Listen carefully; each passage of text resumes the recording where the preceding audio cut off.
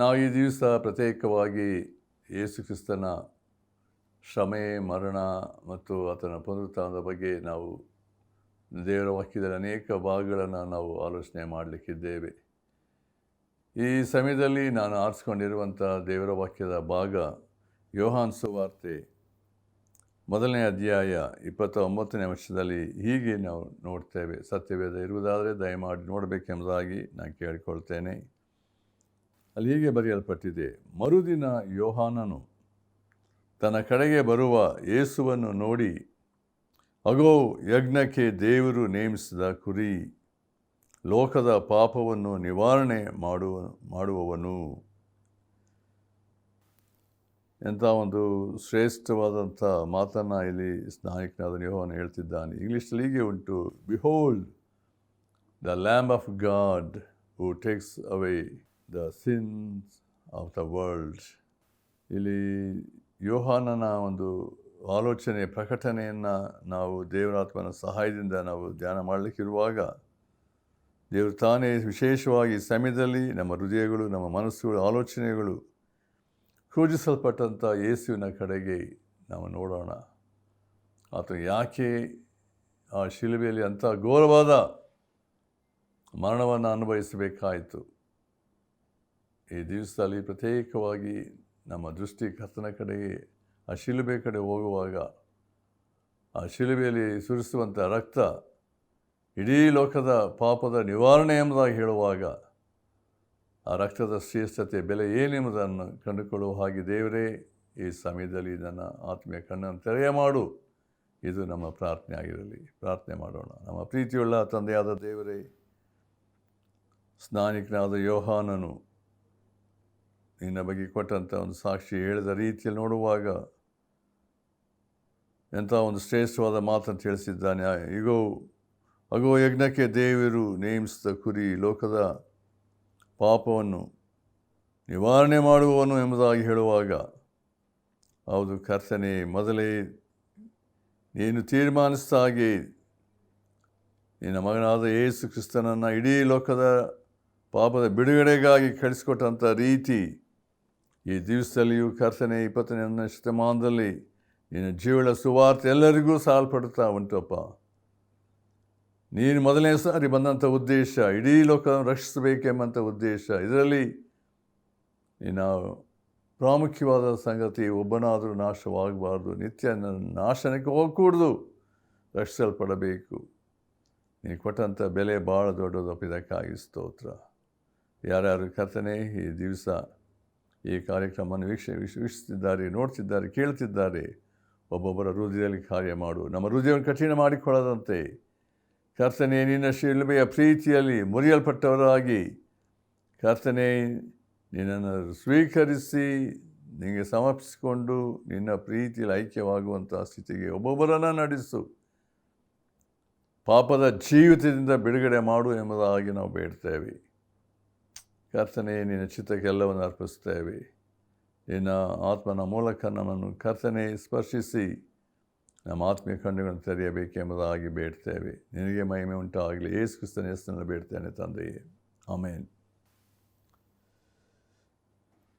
ಯೋಹಾನನ ಒಂದು ಪ್ರಕಟಣೆಯಲ್ಲಿ ಯೇಸು ಕ್ರಿಸ್ತನ ಬಗ್ಗೆ ಹೇಳುತ್ತಿರಬೇಕಾದ ಸಂಗತಿ ಅಲ್ಲಿ ಹೀಗೆ ಬರೆಯಲ್ಪಟ್ಟಿದೆ.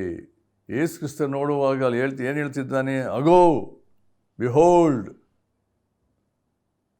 ಯಜ್ಞಕ್ಕೆ ದೇವರು ನೇಮಿಸಿದ ಕುರಿ.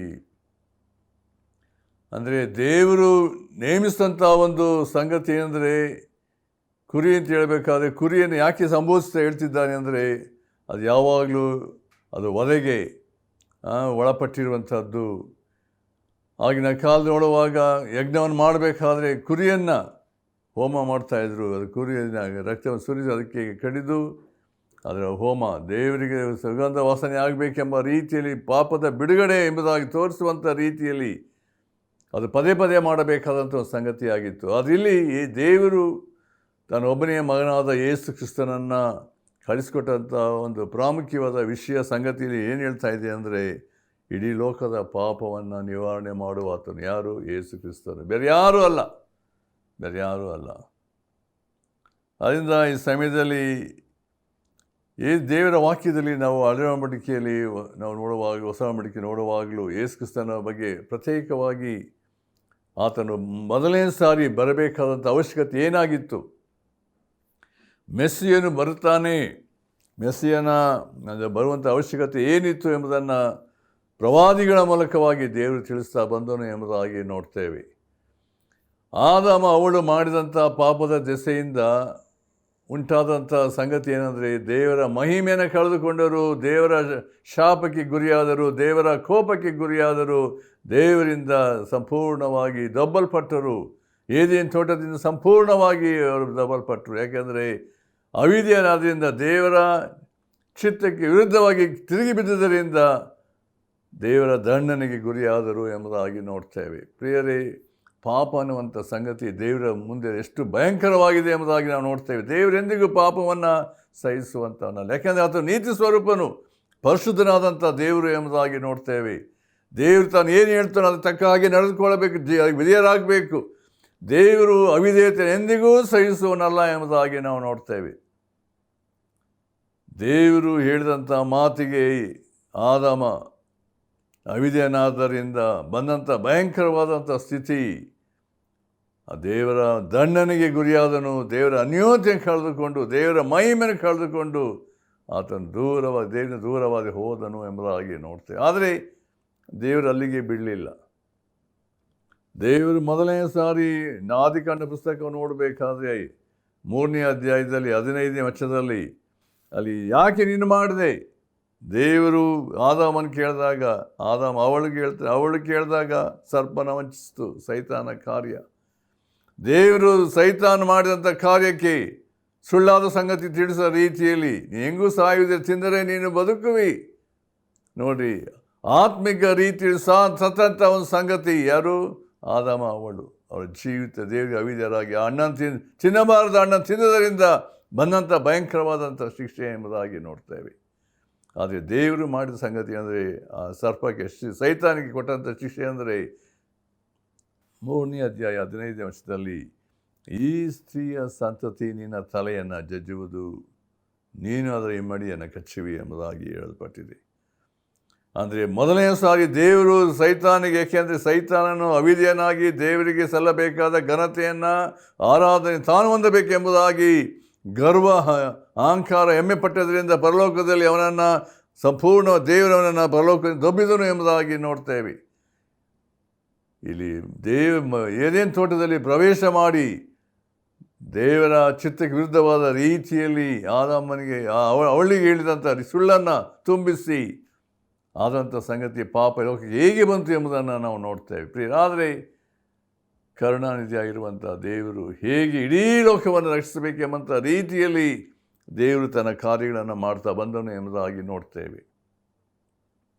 ನಾವು ಪ್ರಾಮುಖ್ಯವಾಗಿ ನಾವು ಈ ಹಳೆಯ ಒಡಂಬಡಿಕೆ ಕಾಲ ನೋಡುವಾಗ ನಾವು ಮೆಸ್ಸಿಯನ್ನ ಬಗ್ಗೆ ನಾನು ಆಗಲೇ ಹೇಳ್ತಾ ಬಂದೆ. ದೇವರು ಬಂದು ಹೇಳಿದಂಥ ರೀತಿಯಲ್ಲಿ ಮೆಸ್ಸಿಯನನ್ನು ಕಳಿಸ್ಕೊಡ್ತೇನೆ ಎಂಬುದಾಗಿ.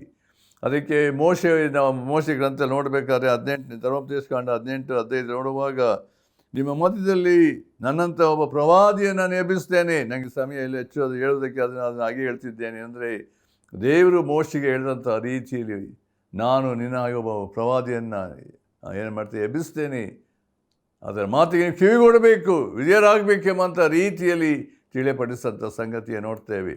ನಾವು ಅಪೊಸ್ತಲರ ಕೃತ್ಯ ನೋಡುವಾಗ ಪೇತ್ರನು ಕೂಡ ಸ್ಟೆಫನನು ಕೂಡ ಅದೇ ಮಾತನ್ನು ಧರ್ಮೋಪದೇಶಕಾಂಡ 18ನೇ ಅಧ್ಯಾಯ ಇರುವಂಥ ಮಾತನ್ನು ಅವರು ಹೇಳ್ತಾ ಬಂದಿದ್ದಾರೆ. ಅವ್ರು ಹೇಳಬೇಕಾದ್ರೆ ದೇವರು ನಿಮ್ಮ ಮಧ್ಯದಲ್ಲಿ ಒಬ್ಬ ಪ್ರವಾದಿನ ಎಬ್ಬಿಸ್ತೇನೆ ಅಂದರೆ ಮೋಶೆ ಹೇಳಿದಂಥ ರೀತಿಯಲ್ಲಿ ಹೇಳುವಾಗ ಮೆಸ್ಸಿಯನು ಬರುವಂಥ ರೀತಿ ಹೇಗಿರ್ತದೆ, ಆತನು ಇಡೀ ಲೋಕದ ಜನರ ಪಾಪಗಳು ನಿವಾರಣೆ ಮಾಡೋದಕ್ಕೋಸ್ಕರ ಆತ ಶಿಲುಬೆಯಲ್ಲಿ ಅದು ಕ್ರೂಶಿತನಾಗ್ತಾನೆ ಎಂಬುದಾಗಿ ಅವರು ಕೊಟ್ಟಂಥ ಸಾಕ್ಷಿ ಬಗ್ಗೆ ನಾವು ಅಲ್ಲಿ ನೋಡ್ತೇವೆ. ಪ್ರಿಯರೇ, ಇದು ದೇವರ ಒಂದು ಕಾರ್ಯಗಳು ನೋಡಬೇಕಾದ್ರೆ ಎಷ್ಟು ವಿಶೇಷವಾದ್ದು ಎಂಬುದಾಗಿ ನೋಡುವಾಗ ಇಲ್ಲಿ ಪ್ರಾಮುಖ್ಯವಾಗಿ ಯೇಸು ಕ್ರಿಸ್ತನ ಲೋಕಕ್ಕೆ ಬರಬೇಕಾದಂಥ ಒಂದು ಸಂಗತಿ, ಇದನ್ನು ಆಲೋಚಿಸಬೇಕಾದ್ರೆ ಇಡೀ ಲೋಕ ದೇವರ ಮುಂದೆ ಅಪರಾಧಿ ಆಗಿದೆ. ದೇವರ ವಾಕ್ಯ ಏನು ಹೇಳುವಂಥದ್ದು? ರೋಮಾಪುರ ಪತ್ರಿಕೆ 3ನೇ ಅಧ್ಯಾಯ 23ನೇ ವಚನ, ಎಲ್ಲರೂ ಪಾಪ ಮಾಡಿ ಹೆಚ್ಚು ಕಡಿಮೆ ಏನಿಲ್ಲಂದರೆ ಎಲ್ಲರೂ, ಯಾವ ವ್ಯಕ್ತಿಯಾಗಿ ಇಡೀ ಲೋಕದ ಯಾವ ದೇಶದವನ್ನಾಗಿರಬಹುದು, ಯಾವ ಬಣ್ಣದವನೇ ಆಗಿರಬಹುದು, ದೇವರ ದೃಷ್ಟಿಯಲ್ಲಿ ಮನುಷ್ಯನು ಅಪರಾಧಿಯಾಗಿದ್ದಾನೆ, ಪಾಪಿಯಾಗಿದ್ದಾನೆ, ದೇವರ ಮಹಿಮೆ ಕಳೆದುಕೊಂಡಿದ್ದಾನೆ. ದೇವರ ವಾಕ್ಯ, ಯಾಕೆ ದೇವರ ಒಂದು ಸ್ಥಿತಿ ನೋಡಬೇಕು. ಆತನ ಪರಿಶುದ್ಧನು, ನೀತಿ ಸ್ವರೂಪನು, ದೇವರು ಎಂಬ ಹೇಳ್ಬೇಕಾದ್ರೆ ಅನೇಕರಿಗೆ ದೇವರ ಪ್ರಜ್ಞೆ ಇಲ್ಲ, ದೇವರ ತಿಳುವಳಿಕೆ ಇಲ್ಲದೆ ಎಲ್ಲವುಗಳನ್ನು ದೇವರು ಎಂಬ ಹೇಳುವ ಸಂಗತಿ ಅಲ್ಲ ಪ್ರಿಯರೇ. ದೇವರು ಆತನ ಆತ್ಮಸ್ವರೂಪನಾಗಿದ್ದಾನೆ. ಇಡೀ ಭೂಲೋಕ ಪರಲೋಕವನ್ನು ಉಂಟು ಮಾಡಿದ ಸೃಷ್ಟಿಕರ್ತನು ಎಂಬುದಾಗಿ ನೋಡ್ತೇವೆ. ಆತ ಸರ್ವಾಧಿಕಾರಿ, ಸರ್ವಶಕ್ತನಾಗಿದ್ದಾನೆ. ಆತನು ಆಜ್ಞಾಪಿಸಿದ ಎಲ್ಲ ಸಂಗತಿಗಳು ನೆರವೇರುವಂಥದ್ದಾಗಿದೆ ಎಂಬುದಾಗಿ ನೋಡ್ತೇವೆ. ಆತನು ಜೀವಿಸುವ, ಸದಾಕಾಲ ಜೀವಿಸುವ ಆತನಾಗಿದ್ದಾನೆ. ಆತನ ಆದಿಯು ಅಂತ್ಯವಾಗಿದ್ದಾನೆ ಎಂಬುದಾಗಿ ನೋಡ್ತೇವೆ. ಎಲ್ಲ ಅಧಿಕಾರ ಆತನಲ್ಲಿ ಉಂಟು ಎಂಬುದಾಗಿ ನೋಡ್ತೇವೆ.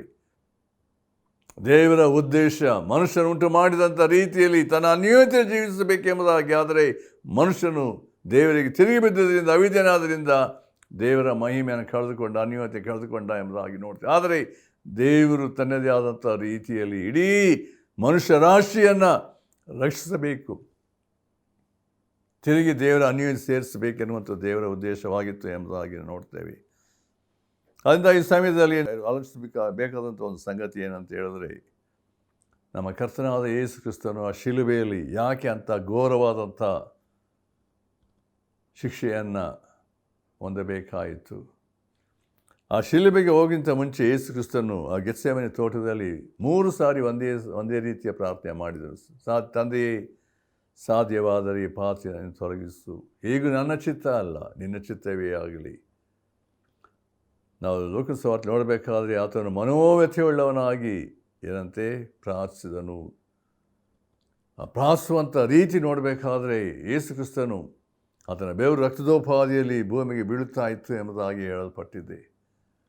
ಆ ಶಿಲುಬೆಯ ಮರಣವನ್ನು ನೋಡಬೇಕಾದ್ರೆ ಆ ದೃಷ್ಟಿ ಯೇಸು ಕ್ರಿಸ್ತನಾದಂಥ ಇಡೀ ಲೋಕ ಜನರ ಪಾಪವನ್ನು ನಾನು ತೆಗೆದುಕೊಂಡು ಹೋಗಬೇಕಾದಂಥ ದೇವರು ತನ್ನ ಮಗನಿಗೆ ವಹಿಸಿದಂಥ ಶ್ರೇಷ್ಠವಾದಂಥ ಜವಾಬ್ದಾರಿಕೆ ಕಾರ್ಯ, ತಂದೆಯ ಚಿತ್ತಕ್ಕೆ ಒಳಪಟ್ಟು ಈಗೋ ನಾನು ಇದ್ದೇನೆ, ಅದಕ್ಕೆ ವಿಧೇಯತೆ ತೋರಿಸ್ತೇನೆ ಎಂಬುದಾಗಿ ಕರ್ತ ತನ್ನನ್ನು ಸಿದ್ಧಪಡಿಸಿಕೊಂಡಂಥ ರೀತಿಯಲ್ಲಿ ನಾವು ನೋಡ್ತೇವೆ.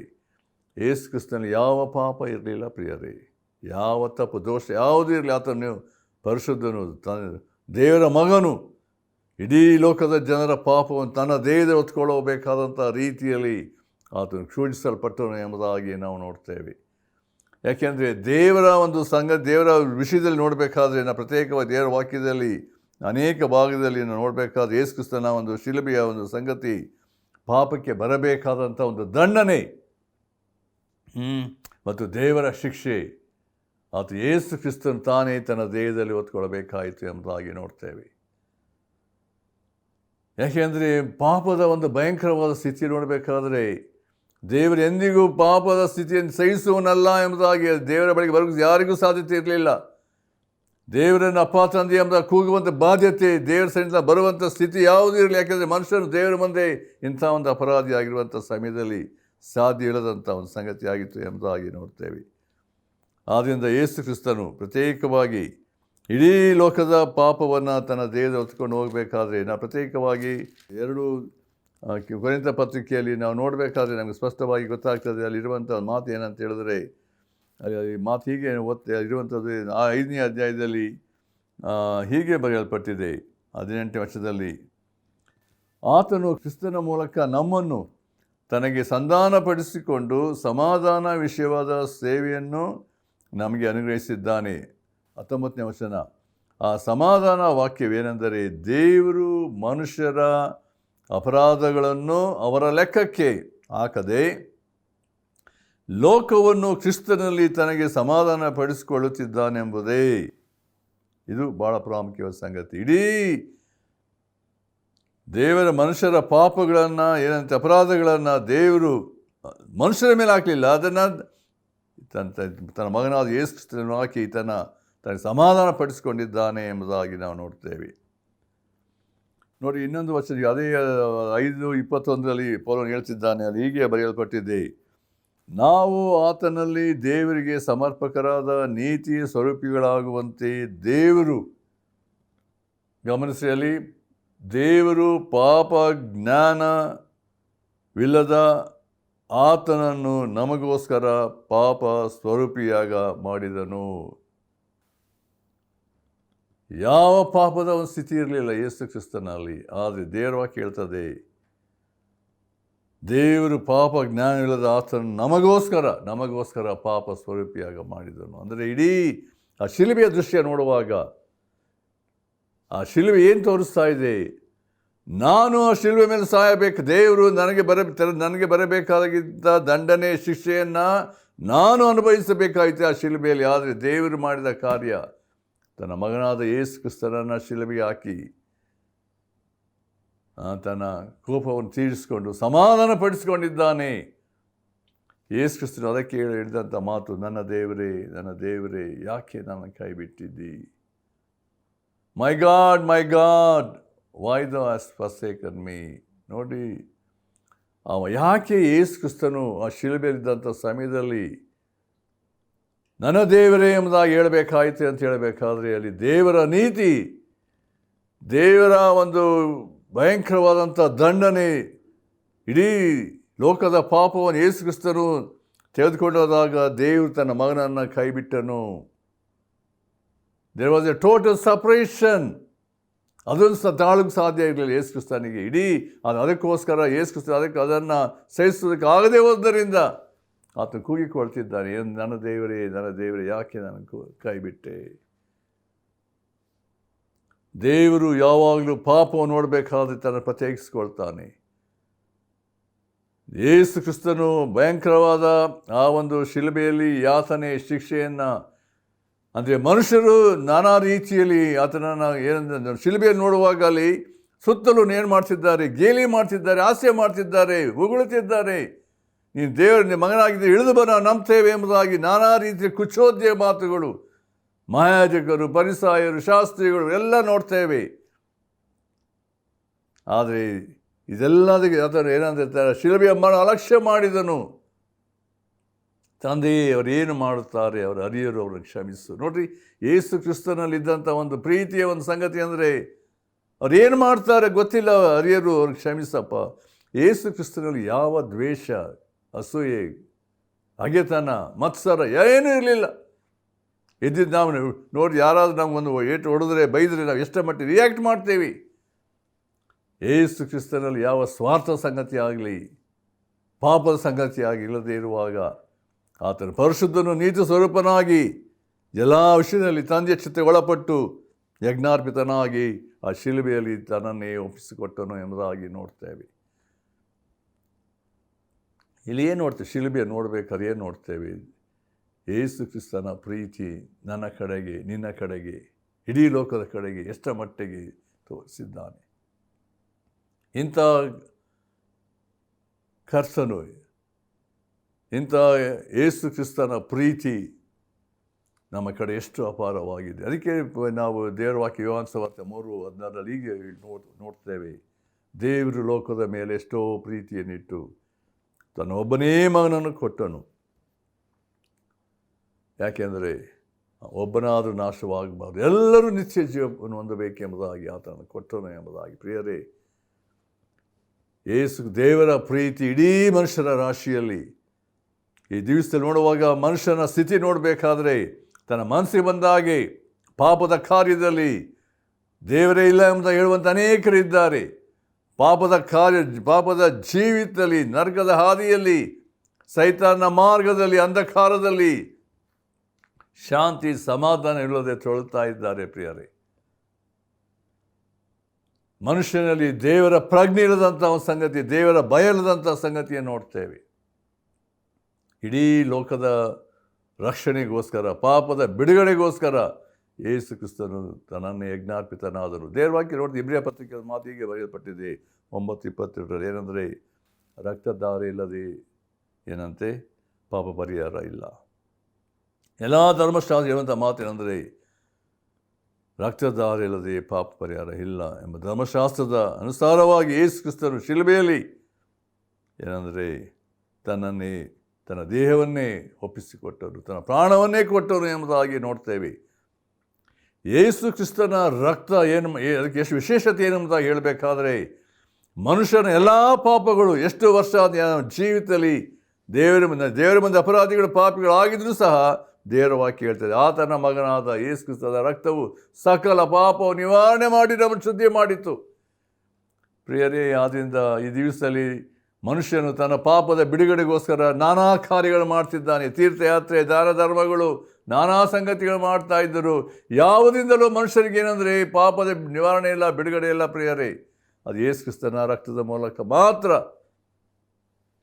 ಆದ್ದರಿಂದ ಈ ದಿವಸಗಳಲ್ಲಿ ನಾವು ಪ್ರತ್ಯೇಕವಾಗಿ ಆಲೋಚಿಸಬೇಕಾದದ್ದು ಶಿಲುಬೆಯ ದೃಶ್ಯವನ್ನು ನೋಡುವಾಗ ಯೇಸು ಕ್ರಿಸ್ತರು ಮಾಡಿ ತೀರಿತು. ಅದಕ್ಕೆ ಯೇಸು ಕೊನೆಯದಾಗಿ ಹೇಳಿದಂಥ ಮಾತು, ಇಟ್ ಈಸ್ ಫಿನಿಶ್ಡ್. ಅಂದರೆ ಮನುಷ್ಯನು ದೇವರ ಬಳಿಗೆ ಬರಬೇಕಾದಂಥ ಒಂದು ಕಾರ್ಯ ಆತ ಶಿಲುಬೆಯಲ್ಲಿ ಮಾಡಿ ಸಂಪೂರ್ಣಗೊಳಿಸಿದ್ದಾನೆ.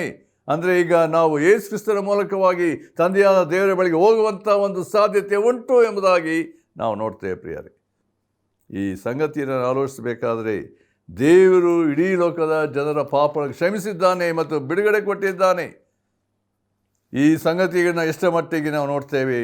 ಯೇಸು ಕ್ರಿಸ್ತನು ಒಂದು ಪ್ರತ್ಯೇಕವಾಗಿ ಯಾಕೆ ಸಾಯಬೇಕಾಯಿತು ಅಂದರೆ ದೇವರೊಟ್ಟಿಗೆ ಸಮಾಧಾನ ಮಾತ್ರ, ದೇವರ ಅನ್ಯೋನ್ಯತೆ ಮಾತ್ರವಲ್ಲ, ನಾವು ದೇವರ ಮಕ್ಕಳಾಗುವಂಥ ಬಾಧ್ಯತೆ. ನೋಡ್ರಿ, ಯೇಸು ಕ್ರಿಸ್ತನನ್ನು ನಂಬುವುದರಿಂದ ನೀನು ದೇವರ ಮಗನಾಗ್ತಿ, ಮಗಳಾಗ್ತಿ ಮತ್ತು ಪರಲೋಕದ ಬಾಧ್ಯತೆಯನ್ನು ಹೊಂದುತ್ತಿ, ನಿತ್ಯ ಜೀವ ಹೊಂದುತ್ತಿ. ಅದಕ್ಕಾಗಿ ಯೇಸು ಕ್ರಿಸ್ತನು ಶಿಲುಬೆಯಲ್ಲಿ ನಿನಗೋಸ್ಕರ ಪ್ರಾಣ ಕೊಟ್ಟಿದ್ದಾನೆ, ಸತ್ತಿದ್ದಾನೆ.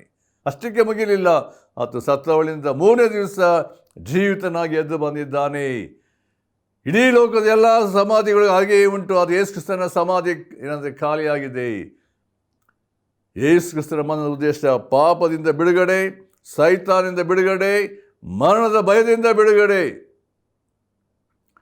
ಆತನು ಎಲ್ಲ ಕಾರ್ಯಗಳನ್ನು ಶಿಲುಬೆಯಲ್ಲಿ ಮಾಡಿ ತಾನು ಪುನರುತ್ಥಾನ ಹೊಂದಿ ಸತ್ತವರಿಂದ ಜೀವಿತನಾಗಿ ಎದ್ದು ಬಂದಿರುವಾಗ ಇರುವಂಥ ಸತ್ಯ ಏನಂತ ಹೇಳಿದ್ರೆ, ಈ ಯೇಸುವನ್ನು ಯಾರ್ಯಾರು ನಂಬುತ್ತಾರೋ, ನಂಬಿಕೆ ಮೂಲಕವಾಗಿ ತಮ್ಮ ಹೃದಯಗಳು ಸ್ವೀಕರಿಸುವಾಗ ಅವರಿರುವಂಥ ಬಾಧ್ಯತೆ ನಿತ್ಯ ಜೀವ, ಪರಲೋಕದ ಬಾಧ್ಯತೆ. ನಿನ್ನ ಹೆಸರು ಏನಂದರೆ ಆ ಪರಲೋಕದಲ್ಲಿ ರಿಜಿಸ್ಟರ್ ಆಗ್ತದೆ. ಅದನ್ನ ಎಂಥ ಸೌಭಾಗ್ಯ, ನಿತ್ಯತ್ವದ ಒಂದು ಸೌಭಾಗ್ಯ. ದೇವರು ತನ್ನ ಮಗನಾದ ಯೇಸು ಕ್ರಿಸ್ತನ ಮೂಲಕ ಅದನ್ನು ಶಿಲುಬೆಯಲ್ಲಿ ಮಾಡಿ ಮುಗಿಸಿದ್ದಾನೆ, ತೀರಿತು ಅಂತ ಹೇಳಿರುವಾಗ ಎಂಥ ಒಂದು ಶ್ರೇಷ್ಠವಾದಂಥ ಬಿಡುಗಡೆ ಉಂಟು. ಪ್ರಿಯರೇ, ಈ ಬಿಡುಗಡೆ ನಿನ್ನ ಜೀವಿತದಲ್ಲಿ ಉಂಟು. ನೀನು ನಿನ್ನ ಪಾಪದಿಂದ ಬಿಡುಗಡೆ ಹೊಂದಿದ್ದೀಯೋ. ದೇವರ ವಾಕ್ಯದ ಒಂದು ವಿಶೇಷವಾದ ಸಂಗತಿ ಏನಂದರೆ, ಅಲ್ಲಿ ಯೇಸು ಕ್ರಿಸ್ತನು ನಮಗೋಸ್ಕರ ಎಂಥ ಒಂದು ಕಾರ್ಯ ಮಾಡಿದ್ದಾನೆ. ಇಬ್ರಿಯ ಪತ್ರಿಕೆಯ ಮಾತು ಹೀಗೆ ಬರೆಯಲ್ಪಟ್ಟಿದೆ, 3ನೇ ವರ್ಷದಲ್ಲಿ ಈ ಅತ್ಯಂತ ವಿಶೇಷವಾದ ರಕ್ಷಣೆಯನ್ನು ನಾವು ಅಲಕ್ಷ್ಯ ಮಾಡಿದರೆ ತಪ್ಪಿಸಿಕೊಳ್ಳುವುದು ಹೇಗೆ? So great salvation, if you neglect the so great salvation ಎಂಬುದಾಗಿ ಹೇಳಲ್ಪಟ್ಟಿದೆ. ಪ್ರಿಯರೇ, ನಿತ್ಯತ್ವದ ಪ್ರಜ್ಞೆ. ಯಾಕೆ ಯೇಸು ಕ್ರಿಸ್ತನು ಇಂಥ ರೀತಿಯಲ್ಲಿ ಘೋರವಾದ ಶಿಕ್ಷೆಯನ್ನು ಹೊಂದಬೇಕಾಯಿತು? ಇಡೀ ಲೋಕದ ಪಾಪಗಳನ್ನು ತೆಗೆದುಕೊಂಡು ಹೋದನೆಂದರೆ ನಿತ್ಯತ್ವದ ಪ್ರಜ್ಞೆ ಉಂಟು. ನಿತ್ಯತ್ವ ಅಂದರೆ ಸತ್ತ ನಂತರ ಮನುಷ್ಯನು ಎಲ್ಲಿ ತನ್ನ ನಿತ್ಯತ್ವ ಕಳೆಯುತ್ತಾನೆ, ದೇವರೊಟ್ಟಿಗೂ ನರಕದಲ್ಲಿಯೋ ಎಲ್ಲಿ ಎಂಬುದಾಗಿ ಈ ಲೋಕ ಬಿಡುವುದರೊಳಗೆ ಮನುಷ್ಯನು ಡಿಸೈಡ್ ಮಾಡಬೇಕು, ತೀರ್ಮಾನಿಸಬೇಕು. ಪ್ರಿಯರೇ, ಯೇಸು ಕ್ರಿಸ್ತನ ಪ್ರೀತಿ ನೀನು ಒತ್ತಾಯ ಮಾಡ್ತಾ ಇದೆಯೋ? ಯೇಸು ಕ್ರಿಸ್ತನು ನಿನಗೋಸ್ಕರ ಇಂತೆಲ್ಲ ಶ್ರಮೆಯನ್ನು ಅನುಭವಿಸಿ ಬಾಧೆ ಅನುಭವಿಸಿ ತನ್ನ ಅಮೂಲ್ಯವಾದ ಪ್ರಾಣವನ್ನು ನಿನಗೋಸ್ಕರ ಕೊಟ್ಟಿರುವಾಗ ನಿನ್ನ ಪ್ರತಿಕ್ರಿಯೆ ಏನು? ಪೌಲನು ಹೇಳ್ತಾನೆ ಗಲಾತ್ಯ 2:20 ಕೊನೆಯ ವಾಕ್ಯದಲ್ಲಿ, ಆತನು ನನ್ನನ್ನು ಪ್ರೀತಿಸಿ ನನಗೋಸ್ಕರ ತನ್ನನ್ನೇ ಒಪ್ಪಿಸಿಕೊಟ್ಟನು. ಹೌದು, he loved me and gave himself for me. ಯೇಸು ಕ್ರಿಸ್ತನ ಪ್ರೀತಿ ಒತ್ತಾಯ ಮಾಡ್ತಾ ಇದೆಯೋ? ಕರ್ತನೇ, ನಿನ್ನ ಪ್ರೀತಿ ಬದಲಾಗಿ ನಾನು ಏನು ಕೊಡಲಿ? ನನ್ನನ್ನೇ ಸಮರ್ಪಿಸ್ಕೊಳ್ತೇನೆ. ಯೇಸುವೇ, ನನ್ನ ಹೃದಯ ಬಂದು ವಾಸ ಮಾಡು, ನನ್ನ ಜೀವಿತ ಮಾರ್ಪಡಿಸು, ನನ್ನ ಪಾಪದ ಭಯಂಕರ ಸ್ಥಿತಿಯಿಂದ ಬಿಡುಗಡೆ ಕೊಡು. ಪಾಪದ ಸಂಬಳ ಮರಣ, ನಿತ್ಯ ನಾಶನಕ್ಕೆ, ನರಕಕ್ಕೆ ಹೋಗುವಂಥ ಸಂಗತಿ. ದೇವರೇ, ನನ್ನನ್ನು ಆ ಸಂಗತಿಯಿಂದ ಬಿಡುಗಡೆ ಮಾಡಿ ನನ್ನನ್ನು ನಿತ್ಯತ್ವಕ್ಕೆ ಸೇರಿಸಪ್ಪ. ನನ್ನ ಹೃದಯ ಬಂದು ವಾಸ ಮಾಡು, ನಾನೆಲ್ಲ ಪಾಪಕ್ಕೆ ಕ್ಷಮಿಸು, ಶುದ್ಧೀಕರಿಸು, ನಿನ್ನ ಮಗನಾಗಿ ಜೀವಿಸ್ತೇನೆಂಬ ಆ ಒಂದು ನಿನ್ನಲ್ಲಿ ಸಮರ್ಪಣೆಯ ಜೀವಿತ ಯೇಸು ಕ್ರಿಸ್ತ ನಂಬಿಕೆ ಮೂಲಕವಾಗಿ ಸ್ವೀಕರಿಸುವುದಾದರೆ ಅದಕ್ಕಿಂತ ಹೆಚ್ಚಾದ ಸಂಗತಿ ಏನಿಲ್ಲ. ಯೋಹಾನ್ ಹೇಳಿದ ರೀತಿಯಲ್ಲಿ, ಅಗೋ ಯಜ್ಞಕ್ಕೆ ದೇವರು ನೇಮಿಸಿದಂಥ ಕುರಿ, ಲೋಕದ ಪಾಪವನ್ನು ಆತ ತೆಗೆದುಕೊಂಡು ಹೋಗುವವನು. ಇಡೀ ಲೋಕದ ಪಾಪವನ್ನು ಯೇಸು ಕ್ರಿಸ್ತನು ಶಿಲ್ಬೆ ತೆಗೆದುಕೊಂಡು ಹೋಗಿದ್ದಾರೆ, ಬಿಡುಗಡೆ ಕೊಟ್ಟಿದ್ದಾನೆ. ಅದು ನಮ್ಮ ಜವಾಬ್ದಾರಿಗೆ. ಯೇಸು ಕ್ರಿಸ್ತನ ನಂಬಿಕೆ ಮೂಲಕವಾಗಿ ಸ್ವೀಕರಿಸುವಾಗ ನಮಗೇನು? ನಿತ್ಯ ಜೀವ, ಪಾಪದ ಬಿಡುಗಡೆ, ಪರಲೋಕದ ಬಾಧ್ಯತೆಯನ್ನು ಈಗಲೇ ಕ್ಷಣದಲ್ಲಿ ಅನುಗ್ರಹಿಸುವವನಾಗಿದ್ದಾನೆ. ನಿನ್ನ ಜೀವಿತ ನೀನು ಯೇಸು ಕ್ರಿಸ್ತನಲ್ಲಿ ನೂತನ ಸೃಷ್ಟಿಯಾಗುವಂಥವನಾಗಿದ್ದಿ. ಎಂಥ ಒಂದು ಶ್ರೇಷ್ಠವಾದಂಥ ರಕ್ಷಣೆಯ ಕಾರ್ಯವನ್ನು ಯೇಸು ಕ್ರಿಸ್ತನು ಮಾಡಿ ಅದು ಕೊಟ್ಟಿರುವಾಗ ಈಗ ನಿನಗೆ ಬಿಡಲ್ಪಟ್ಟಿರುವ ಜವಾಬ್ದಾರಿಗೆ ಯೇಸುವನ್ನು ನಾನು ಏನು ಮಾಡಲಿ, ಯೇಸು ಕ್ರಿಸ್ತನು ಏನು ಮಾಡಲಿ? ನಾನು ಪಿಲಾತನ ಕೇಳ್ತಾನೆ, ಯೇಸುವನ್ನು ಏನು ಮಾಡಲಿ? ಎಲ್ಲ ಜನರು ಹೇಳ್ತಾರೆ, ಶಿಲುಬೆ ಹಾಕಿಸು ಎಂಬುದಾಗಿ.